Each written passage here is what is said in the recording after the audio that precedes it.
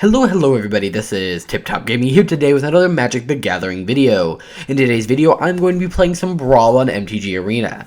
Now, what Brawl deck am I playing? Well, you probably didn't already know from the title and thumbnail, but I am playing an Ashiok Nightmare Muse Brawl deck. Ashiok was added in the latest Theros set, and he's pretty awesome. The main thing the deck builds around is Ashiok's ultimate, which you can do 3 turns, or 2 turns even, after he comes out if you're willing to sacrifice him.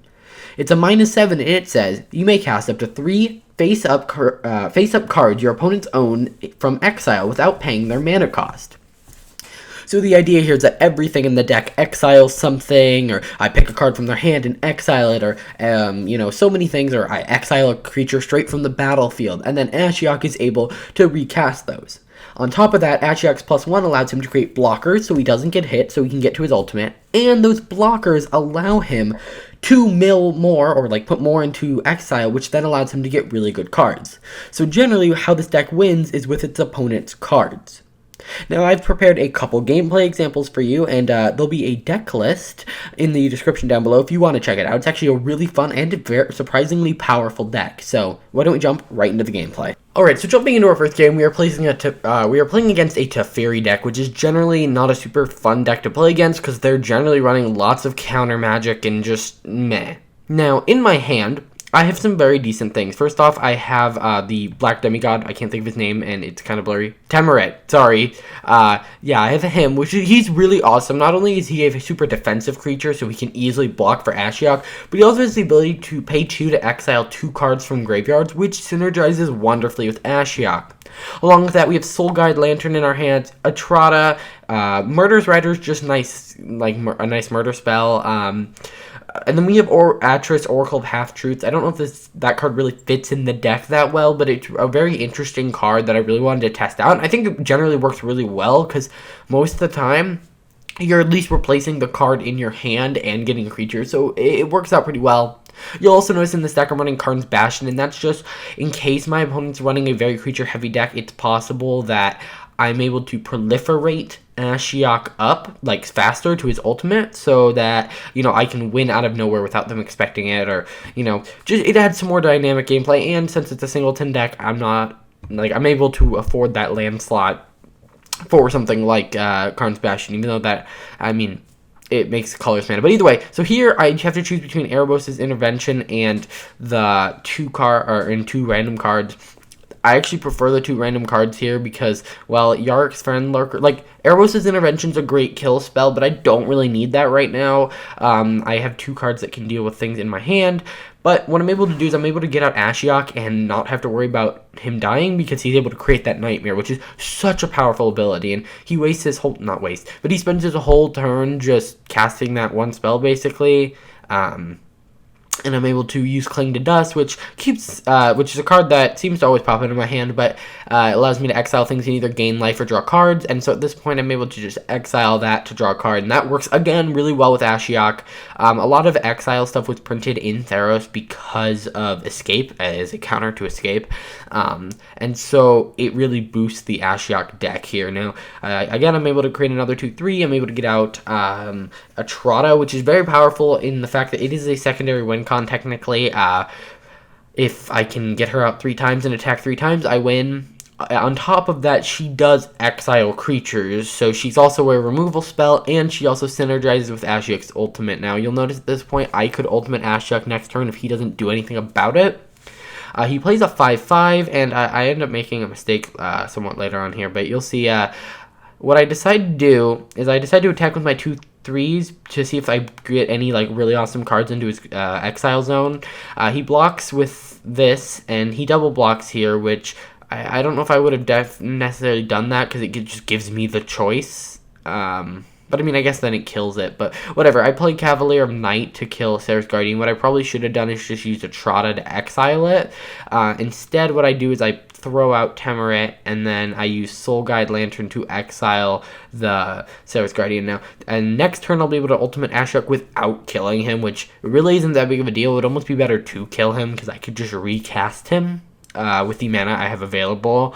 But it's always nice because then I can keep generating 2/3s and all that. And yeah, so I'm able to get into my turn, and I pull Leyline of the Void, which is a very powerful card, but I'm able to choose his 3 best cards, which are Smothering Tide, Leyline, and the Theros Guardian. So in that game, he like conceded, which is generally what happens whenever you get his ultimate off. But in this game, you'll see that I do get to get his ultimate off, so I wanted to show you that game because that's how the deck is supposed to run. This is another example of how the deck is supposed to run, but this time I do get a couple turns past when I steal everything, so you can really see how, my black and blue deck can now take his mono green deck and just do some really awesome stuff with it.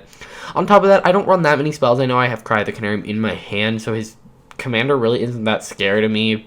A lot of the things I do are through other methods.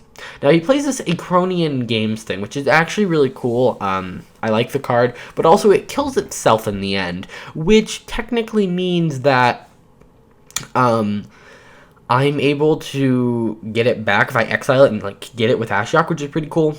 By the way, the reason I didn't Cry the Canarium there is because I would have killed everything on my side of the board too. It would have been better just to sacrifice that thing to that, because now he doesn't get the card draw.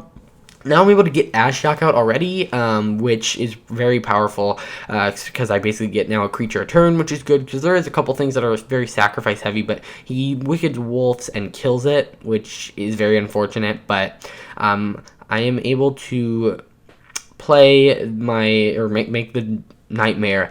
And at this point, I have a lot of answers. I can either exile things with Blood Operative, I can try and clear the board, although that would mostly just hurt me with Cry the Canarium, or I can Murderous Rider his wolf.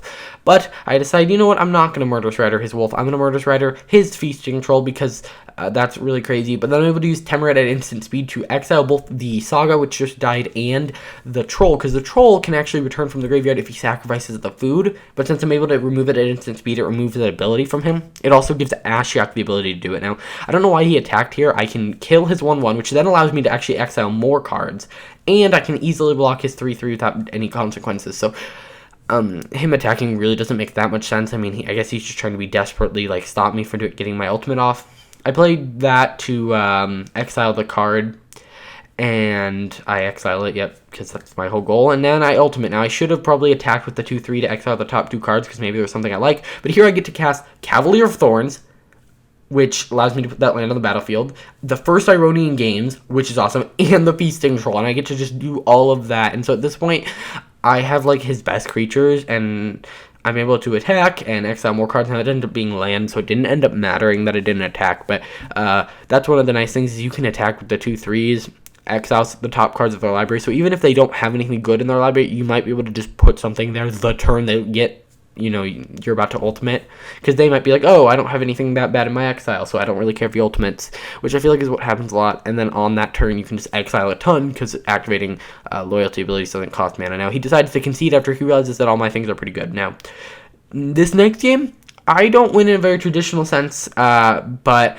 you'll see here that he's playing an Uro deck, which is all about an escape card, a card that's going to escape and come back and do all that. And my deck's all about exiling your graveyard, which is literally the enemy of escape. They printed so much graveyard hate because, Uro and all that, cast him for his escape cost. So he sacrifices him, and actually, he puts him in the graveyard. So at this point, he could escape him back out to the battlefield if he had the cards in his graveyard, but the chances of him ever doing that are very slim. Now, here he does something really weird. He gives me all 3 cards. He didn't even try to bait me out with the 2 islands, or put 1 Leyline at Void and then 2 islands. He didn't try to do that. He just gave me all 3, and I don't know if he's oh, good job for running this, probably terrible card, but I don't know. At this point, I'm really concerned because he's running blue, and then he plays Wilderness Reclamation, which means from here on out, I'm afraid he's going to exile everything, or counterspell everything. So that's why I didn't play Leyline. Generally, I would have played Leyline there, but I was trying to bait out a counterspell with a hexproof creature, because that generally does it, because it's hard for them to target later. But that didn't happen, so at this point I'm still deciding, is he a counterspell heavy deck? Now, he plays Nissa, which stinks. I'm 1 mana off of casting that counterspell. Unfortunately, I'm not able to do that. He plays Lotus Field, which is an interesting combo with Nissa, because then you're able to untap the Lotus Field and use it that turn. It's also very powerful because it has hexproof, so it's a hexproof creature, and he gets 3 lands, from obviously that. Now, I'm able to attack his Nissa, killing it, because that's a really big threat, because it ups his mana, it does a lot. Now, I'm able to use Soul Lantern, and I'm able to exile something here. Now, I choose not to exile Uro, because Uro could then be returned to the command zone, but then I get Leyline of Anticipate, or Leyline of, the Black Leyline of the Void, oh my gosh, which allows me to exile every card that would go into its graveyard, and then I'm able to sacrifice the Soul Lantern to exile everything in there, so nothing else should be able to get into his graveyard, theoretically. But he, of course, has a weird card in his deck, Meteor Golem, which allows him to kill the Leyline, which obviously sends it singleton, and I don't think I have any way of getting that back. That kind of sucks, because that would have literally just disabled his entire deck, but I don't really need that. I've exiled so many cards from his graveyard that if I can just get off Ashiok's ultimate and win, I'll do pretty good. I'm able to swing here with 3-2. Now he decides to double block here, which doesn't, I mean, he obviously has to double block if he's going to block, but I don't think losing his Lotus Field was worth it, because that is theoretically like 3 mana, then it untaps, so that's like 6 mana there if he's going to cast an instant. So yeah, he plays Ugin, but I Whirlwind Denial it. The reason that's in the deck is because I was playing blue, and I'm like, I need this. But what I decided here is I'm going to play Ashiok because, well, he's really powerful, and he concedes. So, very similar. The deck actually runs very similar. Now, here I have a very interesting card in my hand called Ashiok's Erasure. Now, for those of you who didn't know, Ixalan's Binding, when that was in Standard, theoretically, if you would have Ixalan's Binding to someone's commander, even if they didn't keep, like, because when it gets exiled, you get to choose, hey, do I want to keep it exiled or do I want to put it in the command zone? Well, technically, as long as Ixalan's Binding stayed on the field, you couldn't cast it from your command zone. And the same is true here with Ashiok's Erasure. So if I counterspell his commander with Ashiok's Erasure, even if he returns it to the command zone, as long as Ashiok's Erasure is on the battlefield, he can't cast it, which is very devastating. I can basically just shut down your commander with 1 card. It's better than that Trail's End. I know that's a 2-cost counterspell, and that's really obnoxious, but I think I'd rather pay 2 more mana and stop you from casting your commander again, because generally your deck is really built around it. I mean, this deck literally does nothing without my commander, which is a flaw of the deck if they do Ashiok's Erasure it, or gain control of it with like Kiora, Best of Sea Gods, or Agent of Treachery.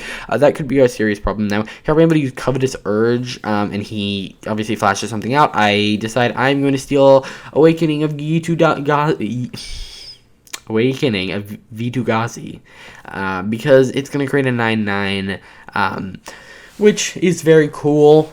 He attacks with the 2/4 because it has vigilance, and now he plays this Trada thing, or the Endless Web, and I'm gonna cast Awakening, but I'm like, well, he's gonna gain stuff from it, so why don't I instead create a Nightmare? Now, theoretically, he could attack with everything and get at my Ashiok, but then I'd be able to get my choice of, I could kill first off his Flux Channeler, and I could either kill the Ilson Grove thing or the Spider, so he decided not to attack, which is good. Now I'm able to cast Spark Double, duplicating Ashiok, which means that now I'm getting 2 Nightmares per turn, and theoretically I can now sacrifice one of the Ashioks in order to, like, ultimate while still having another Ashiok on the field. So that's a very powerful little thing.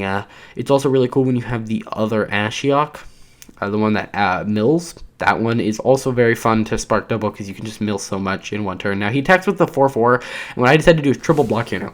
Technically, I could have risked all 3 of their lives if he had a boost spell, but if you can more than, like, if they attack with a 2/2 and you have 4 Nightmares, I have to block with all four Nightmares, because then you get the when it blocks trigger 4 times. Now, this deck really isn't meant to be a mill deck, but it theoretically could win by milling an opponent. Now, here, the Nightmares are also really good fodder for something like Cavalier of Night, because I do just get 1, or in this case 2 free.